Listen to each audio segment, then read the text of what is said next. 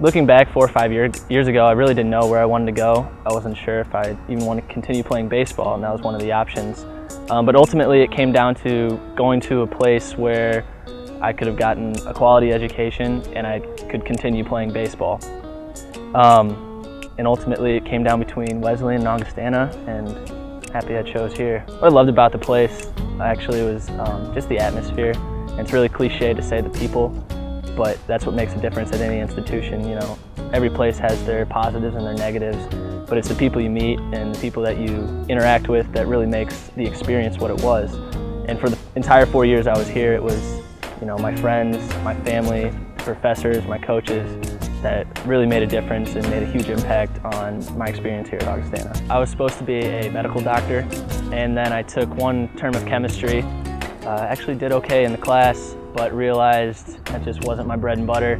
So I kind of went out, did my own thing, took the gen eds, and landed on accounting. One, because of the job security, and two, I thought I could do it, actually. And it ended up being a great choice.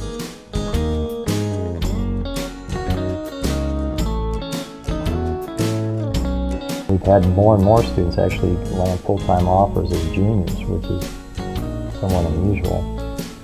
But it's becoming more the norm that the accounting firms are more interested in locking up the good students early. We start doing some mock interviews when they're sophomores. We continue to do the mock interviews right when school starts junior year. Then by the time the firms come in the late September, October timeframe, they've already had mock interviews under their belt, and they've got their resumes in good shape. I think junior year, I think there's a lot more responsibility as far as being an upperclassman, and now you're taking courses that really matter as far as the degree you're pursuing, and then your expectations on the field. As an upperclassman, you look to lead, obviously, not just to be there, do the work, and go home, but to teach the younger kids. Anyone you talk to at Augustana, they tell you, get involved.